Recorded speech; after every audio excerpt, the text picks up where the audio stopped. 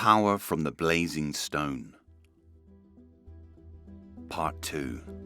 Nightmares.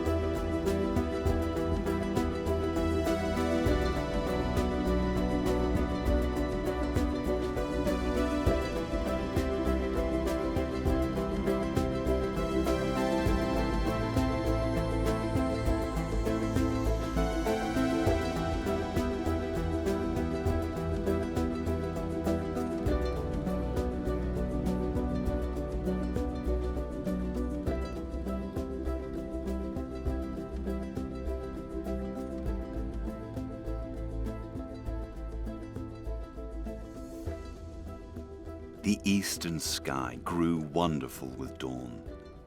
As the day became brighter, a soft grey mist rose from the ground and made the moors look like a dream landscape. But young Merryn had been caught up in nightmares. She awoke inside her mining unit, which rocked gently on its colossal ring, humming a soothing melody.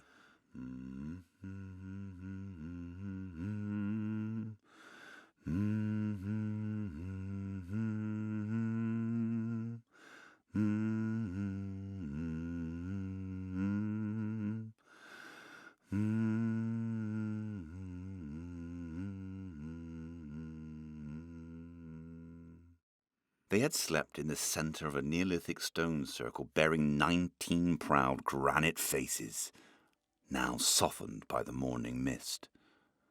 Off in the distance, the piercing clang of heavy drilling could be heard as the young earthborns sought their quota of lithium. Merryn peered from her unit, and the numbers in the sky glowed through the haze. Nessa 0, Arluth 1, Sally 0, Zenner 0, Sam 0, Gweno 0, Alistair 0, Merryn 0. Corin's timer, displayed at Merryn's request, now read 16:46:30. "Wakey, wakey! Can I begin drilling now, lass? Sooner the better. Don't want to let your dreams slip away," chimed Corin, sensing a surge of panic in the girl. "I had a nightmare." Merryn arched her back and brushed away the slumber. Raindrops tapped at the unit's shell and slid down the smooth, shiny surface. Half yawning, Merryn said, "Corin, didn't you remember what the tin did when we mined it?" "Goodness, lass, be more precise with your questioning," replied the robot. "In the last level, tin level, you know the bar of tin, when you bent it?" Merryn lay belly down in her bedding, chin buried in the palm of one small hand. "The tin cried. When you twist it and turn it, poor old tin screeches and screams. Do you think it remembers the deep past, before the great reboot, when great-great-great-great-grandfather was mining, coughing out his lungs and toiling in a 60-degree heat? Maybe tin remembers all them little uns pushed down underground as soon as they were old enough. Little boys like Arluth or Zenner, down there in the dark, sweeping poisons from the flues and sharing what little oxygen they had with their candle. Both fighting to stay alight in the darkness." Merryn had been rubbing her eyes till they were as red as a ferret's. "'Tis true there, lass. That tin does cry with the sound of crystals twinning inside the metal. 'Tis also true that records show thousands of children were employed by Cornish mines every year. And 'tis true also there are a great many things we don't know about the elements and their spirits.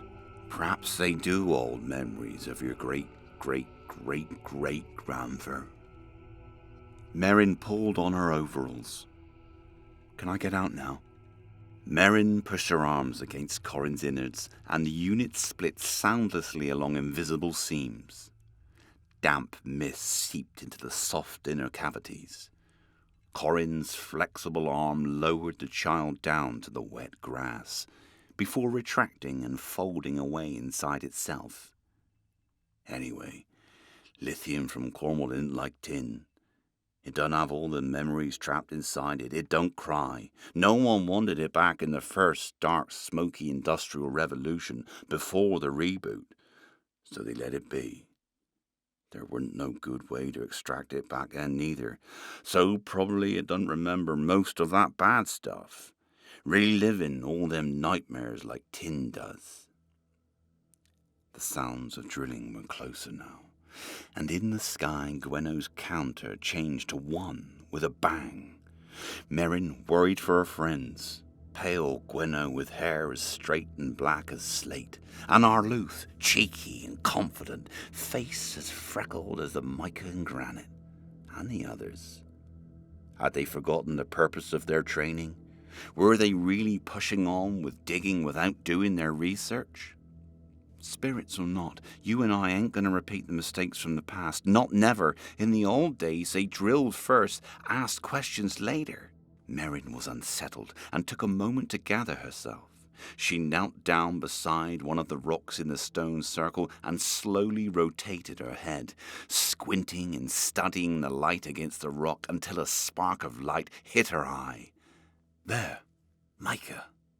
She peered at it closely. Hello, dinky mica mineral. Is a little lithium hiding in there with you?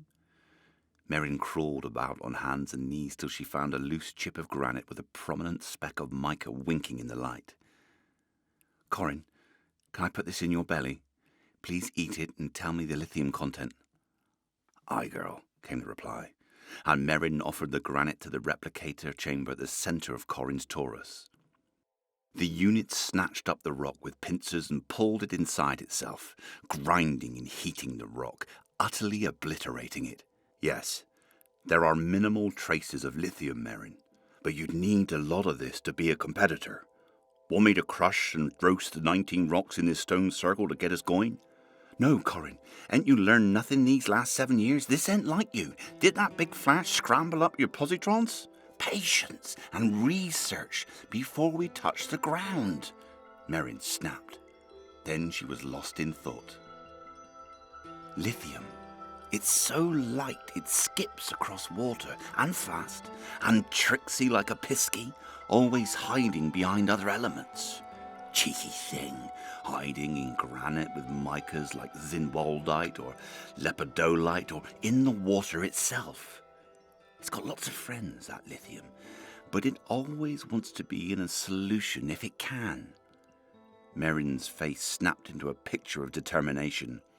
Corin, search the cloud archives for records of lithium in the old tin mines, surveys, maps, letters, articles. She looked up at the misty sky and droplets of water freshened her face. Search for records of water breaching the mines, especially hot water or warm water. I have an idea. Corin's lights flashed in processor's word as it connected to the cloud digistructure. Oh, clever little bird you are. Corin's white surface folded and shot out several interfaces.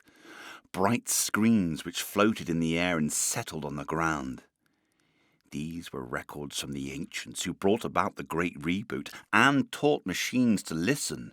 Records of geophysical and chemical data, radiometric data, to show where Mother's blazing radioactive rocks lay sleeping. Topographical data to trace surface expression of granite lodes and fault lines, written records of hot, lithium-rich waters breaching the old tin and copper mines, even historical survey maps showing where hot springs had occurred underground. Corin recited. In 1864, Professor Miller of King's College London identified the presence of lithium in Cornish hot springs last. Waters were recorded at 50 degrees Celsius. So what's next? Merryn glanced up at her scoreboard, still without points. Come on, Corin. We need to get up high.